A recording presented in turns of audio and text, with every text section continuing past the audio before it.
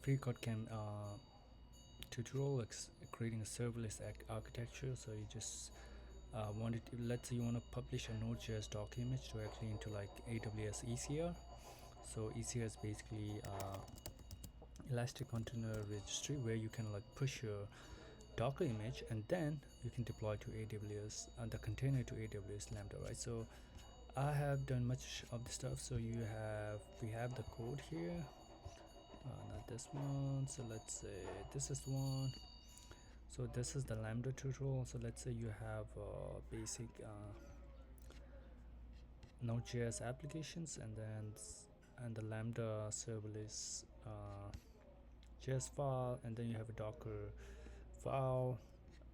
And okay, so I'm just gonna like continue with this.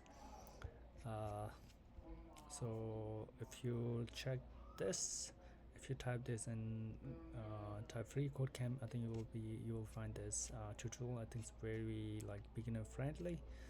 So I'm just gonna continue the video starting with I've done pretty much most of them. So I created the Docker container.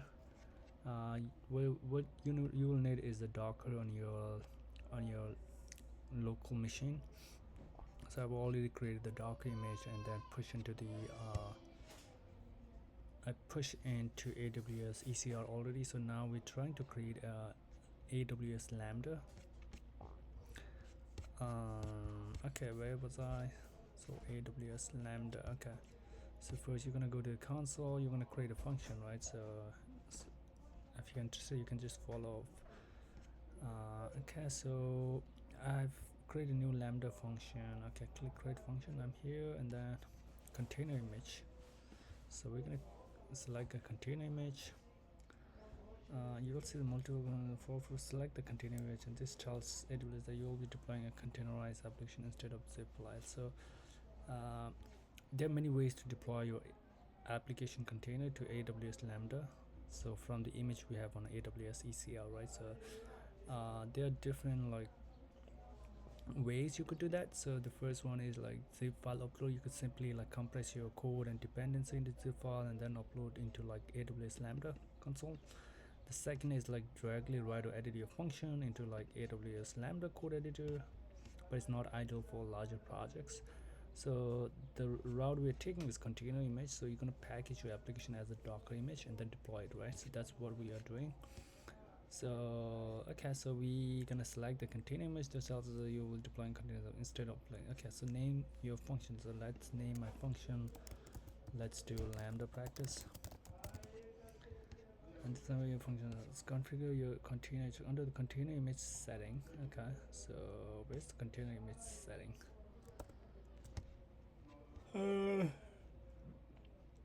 Click browse images button. Container image setting.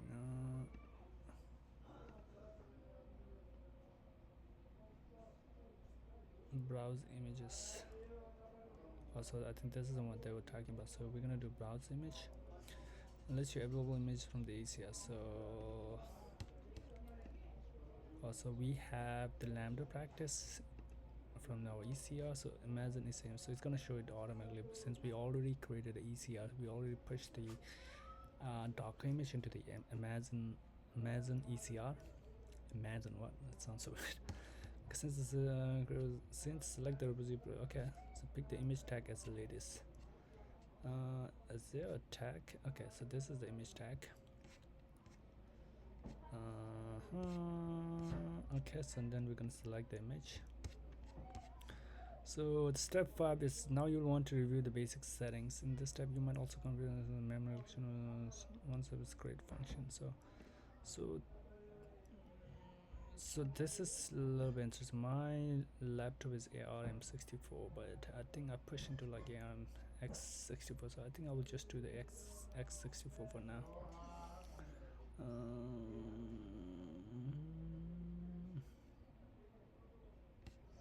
Yeah, let's just keep it the same way, and then we're gonna create the function. Why is that? That's weird. Maybe I had a space. Okay. Now the finalize. Okay, so it's gonna. So now you want to review the basic settings. Now you want to review in this tab. You might also configure additional options such as memory allocations. Okay, is there memory allocation stuff here? There could be, but like timeout limits and environment depending on the application. Once you have things create function. Okay, what we had to do before we create function. Okay. So I'm gonna continue like adding node. I think I'll do it later. Okay, so how to enable access to your Lambda functions. So since we already deployed your image from AWS ECR to AWS Lambda. Okay. The next step is to make sure your function is up and running, can be triggered properly, but you might be wondering, how do I actually access my Lambda function to see if it's working? Okay.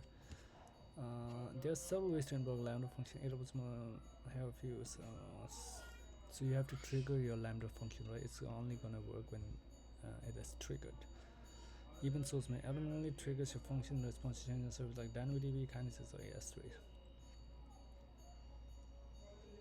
Schedule event, set up cron like schedule information with CloudWatch. Okay. API get will create RESTful API that call your function. It was directly invoke function. Simply to access your function over HTTP. Give you okay. In this tutorial, we're going to use a function URL. So since we are gonna follow this function URL, expose your function over HTTPS, giving you a public URL that users or application can call directly. Okay, so since we're gonna have a URL HTTPS, so when any users or app, so it's gonna call that function. Okay. This allows you to unblock a function from the public internet, and it's perfect for testing or building public-facing APIs. Okay, let's say we are creating a public-facing API. So how to create a function URL for you? Now that you're on your Lambda function, here's how to create a function URL. So first, on the Lambda function page, click on Configuration tab. So where's the Configuration tab? I think they're talking about this thing. Okay. With the configuration, find and select function URL. Function URL. So let's function URL. Total action. Maybe add trigger.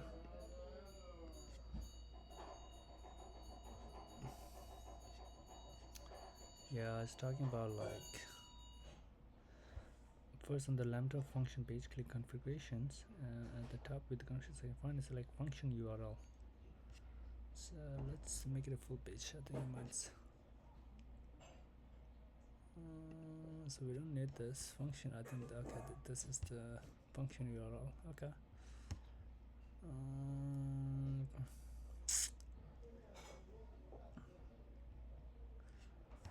Click on the create function URL. So create function URL. Okay. So AWS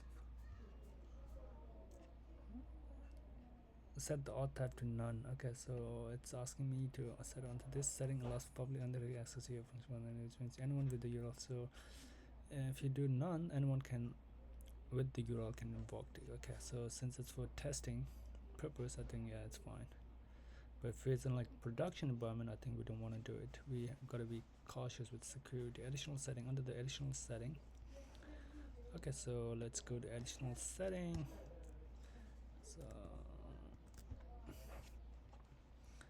enable configure cross. So we're gonna do like cross origin. Okay, this is useful if you plan to call a function plans and application hosts and different thing of it as an opening window for you to configure. Okay, after configuration, click the approve button to create and save the function. I think now we are okay. Okay, now we have a function here also. Verify your function. Once you will see the function displayed on the page, you can copy. You should paste it in the browser. Okay, I can simply click it now. Okay, I think it works.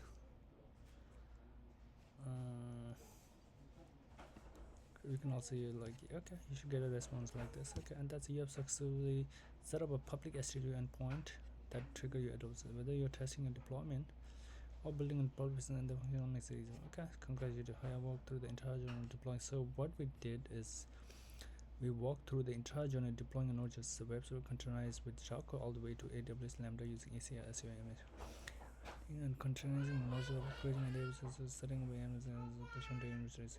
So yeah, that's what we really did. Yeah, if you're interested, I think this article is really easy to read and follow along. So what we did is writing and containerizing our Node.js application. Then we create AWS ECR repo, setting up IAM users, access keys, pushing our Docker image to ECR, and then deploy it to Lambda. Okay. So that's pretty much it. You have combined modern cloud native workflows with serverless deployment. So that's basically like serverless deployment, giving you flexibility, scalability, and lightning of without the headache and management. So giving yourself a pattern where you have optional containers. When it comes to deploying applications in the cloud, the serverless model has truly flipped all. Okay, it's very cost efficient as well. So it's gonna only trigger when we click the link. So this is more like a function URLs, but there are many different ways as well. Traditional models.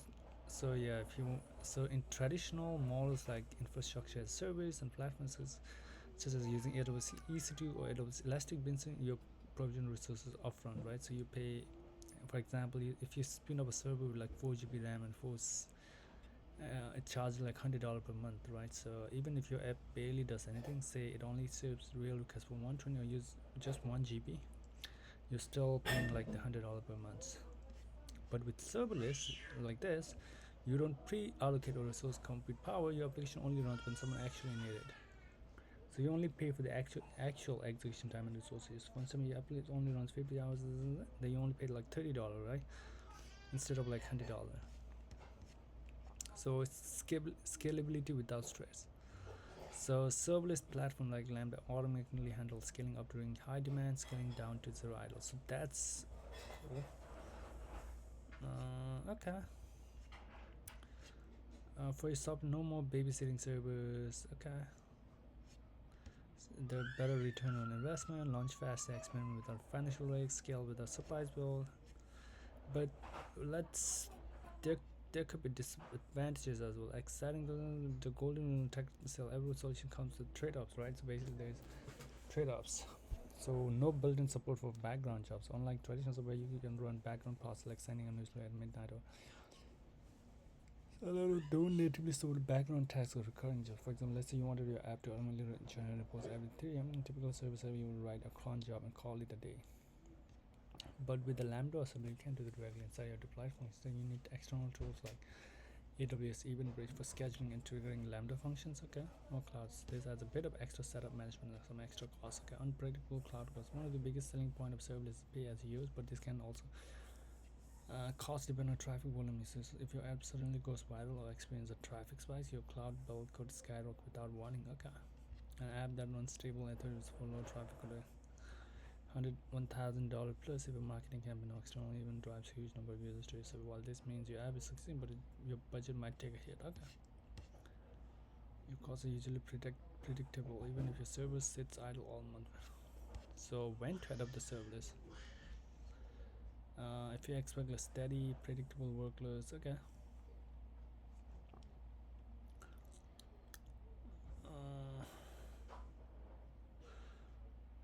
Long running background tag serverless isn't idle. Okay, real time control over representation service gives you more flexibility. Okay.